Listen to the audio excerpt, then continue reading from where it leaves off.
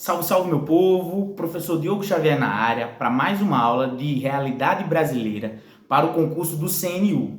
Nós estamos aqui no nosso canal trabalhando com esse edital que vai falar sobre o Brasil, né, desde o período imperial até o século XXI, e vamos estar trabalhando com esses conteúdos aqui para vocês. Tenho certeza que vocês estão estudando, tenho certeza que vocês estão elaborando, trabalhando sobre isso, que é de extrema importância para quem quer passar nesse concurso, beleza? Então, aqueles recadinhos. Curta, comente e compartilha. Faça o nosso canal crescer, mande para mais gente, passa por aqui, deixa aquele comentário.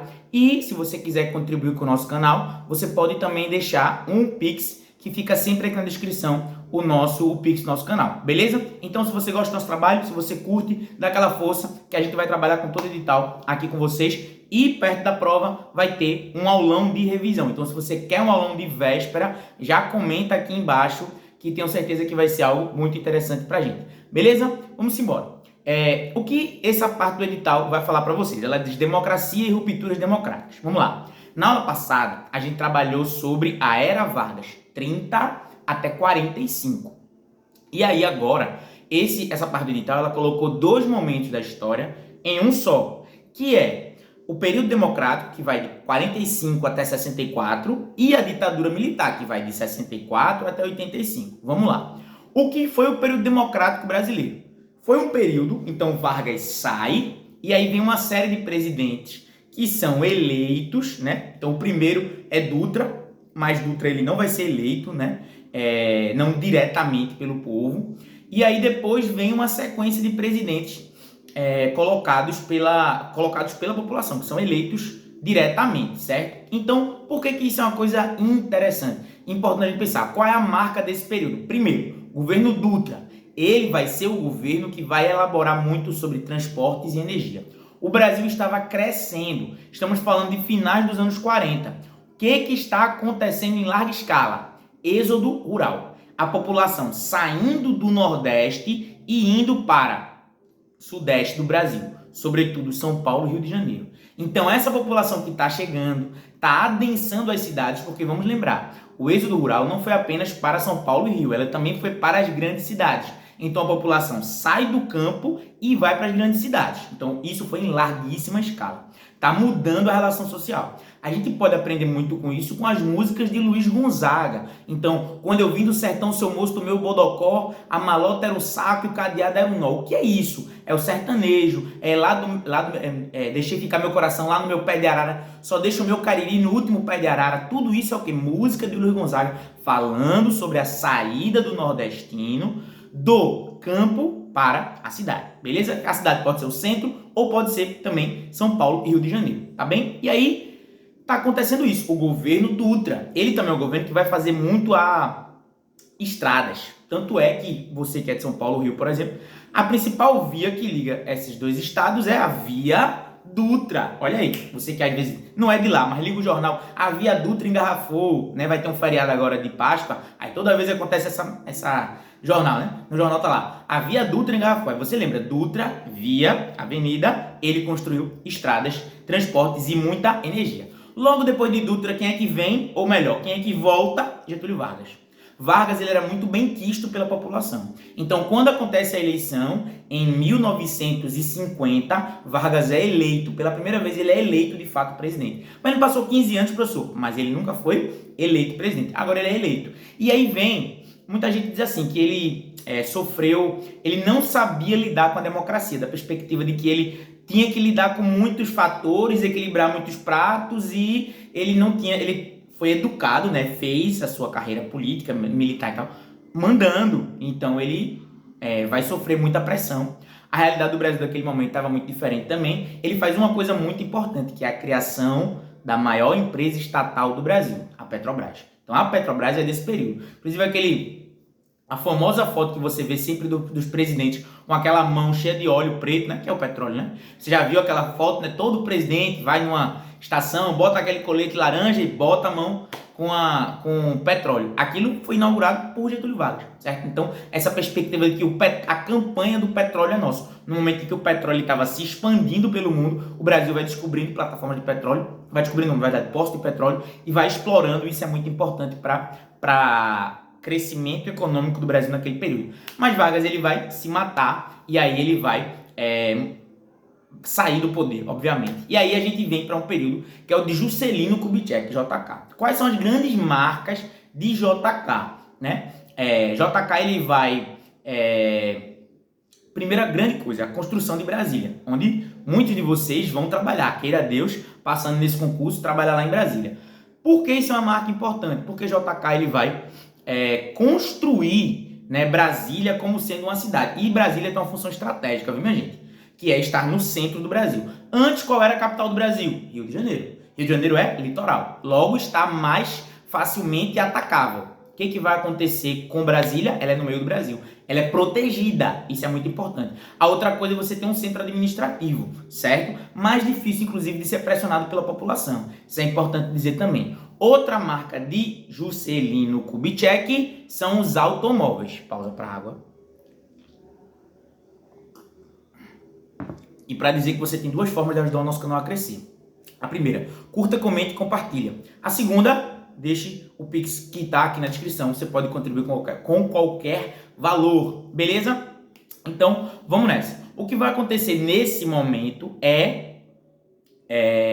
JK, ele vai incentivar a indústria automobilística. Então, você aí que lembra, ou você teve, ou seu pai teve aquele Fusca, né? O bom e velho Fusca, que hoje em dia está quase extinto, mas era uma febre. Isso é de qual período? JK. Mas daquele período, professor, veja, é um processo extenso. Então vai ter muita fábrica automobilística que vai fazer muito Fusca dos anos 60, 70 e lá nos anos 90 você tinha Fusca para todo lado. Uns Fusca já meio velhinho e tal. Então isso tudo vai acontecendo nesse período, né? Então os anos 80, 90 foi um período de muitos carros. Eu tô dizendo Fusca, mas você tinha aquela Brasília, olha aí, Brasília amarela, como cantavam os Mamonas Assassinas. A Brasília amarela, Fiat 147, são carros o quê? Populares. Essa é a grande marca. Porque até os anos 50, carro era coisa pra gente que tinha muito dinheiro. Era coisa assim, uma classe média não tem carro. Nos anos 50 isso muda. Então não é que o pobre paupérrimo vai ter carro. Mas uma classe média, um trabalhador, ele vai conseguir, né, ter o seu carrinho. Esse carrinho popular, o Fusca, o Brasília, Fiat 147. Então aí você muda essa dinâmica. Outra coisa que vai acontecer, já que você tem tanto carro, o que você vai precisar fazer? Que JK vai fazer muito também. Muita estrada, muita rodovia. Então esse processo de longuíssima duração é importante também para a gente entender isso. Outra coisa, Brasília também contou com muitos nordestinos, viu? Algo que nós chamamos de candangos, tá certo? Grava isso, porque é um negócio muito importante. Aí ele vai ser o presidente também do Bossa Nova. Então, Garota de Ipanema, a Bossa Nova, o Brasil crescendo, o Brasil campeão do mundo em 58 com Pelé e Garrincha. É o momento do Brasil grande, forte e poderoso no mundo. Então, o governo de Juscelino Kubitschek, JK, ele é muito marcado por isso, por ele é o presidente Bossa Nova, ele é o cara importante nesse momento para a gente conseguir entender este processo. Beleza? É isso que está acontecendo dentro desse processo aí, ele vai sair. Quando ele sai, quem é que chega? Jânio Quadros. Jânio Quadros, ele passa só 8 meses no governo, mas é um governo, vamos dizer assim, a gente estava no auge da Guerra Fria. E isso é uma coisa importante. Por quê? Porque Jânio Quadros, ele é o cara que vai tentar acenar para um e para outro. Tanto é que eu estou aqui vestindo essa bela camisa do Madureira, que é uma camisa que foi feita em homenagem, né? Quando o Madureira viajou para Cuba. Então essa camisa aqui tem a bandeirinha de Cuba. Por que isso? O que é que tá usando essa camisa, professor? O que é que tem a ver? O governo de Jânio Quadros é um governo que tenta negociar tanto com os países capitalistas quanto com os países socialistas. Mas não é assim não, professor. Não era não. Os países, eles estavam em blocos.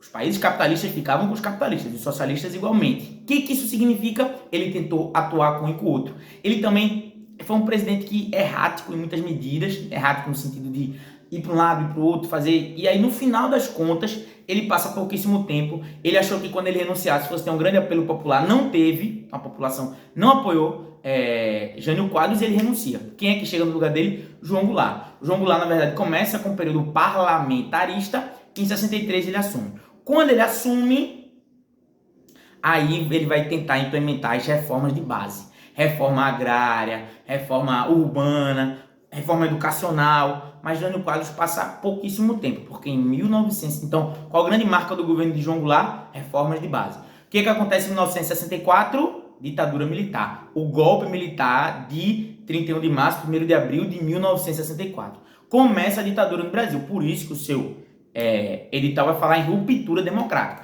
A gente termina em 64 esse período democrático e vem a ditadura. Quem toma o poder? Os militares. O que os militares fazem? Os atos institucionais passam por cima da Constituição. E aí eles proíbem um monte de coisa. Quais são as grandes marcas do regime militar nesse período? Primeira coisa, você vai ter um período de grande repressão. O que é repressão? Nós vamos chamar de censura. Então, por exemplo, para você ter uma publicação de qualquer coisa, passava pelo censor. Então, por que não tem grande divulgação de nada ruim contra o governo? O jornal, ele não vai poder dizer assim, tá, escândalo de corrupção, não tem. Por quê? Porque o censor ia lá e mandava fechar o jornal. Um grande exemplo disso, até pra gente pegar, muitos jornais, eles colocavam receitas de bolo na capa do jornal. Receita de bolo na capa do jornal, pra quê? Era um aviso, porque não tem lógica nenhuma, né? Você, sei lá, em algum setor do jornal pode até ter uma receita, mas na capa não. Por que isso? Porque aquela matéria que estaria naquele lugar foi censurada. Aí ele metia uma receita para quê? Para dizer, ó, a gente tá publicando uma coisa que não tem nada a ver, para vocês saberem que na verdade aqui deveria ter uma informação que foi censurada pela ditadura militar. Isso é importante para você compreender o que era essa lógica. E a censura, isso é muito importante, tá? Censura é o que vem previamente. Vamos lá. Censura é quando você proíbe a pessoa de falar. Quando uma pessoa fala uma coisa que é crime, aí ela vai ser responsabilizada pelo que ela disse, certo? Porque às vezes as pessoas confundem uma coisa com a outra. Então vamos dizer assim, se eu fizer uma acusação de determinada pessoa dizendo assim, fulano de tal cometeu tal crime, e eu não provar, o que vai acontecer comigo? Eu vou ser penalizado pela lei. Isso é censura? Não. Se você falar uma coisa que é crime, que atenta contra algum princípio democrático, constitucional, você vai ser punido por isso. Muito cuidado. Inclusive você que vive em rede social aí, ó, falando um monte de besteira, cuidado. Porque a gente é responsável pelo que a gente fala. Censura é se eu for proibido de falar alguma coisa.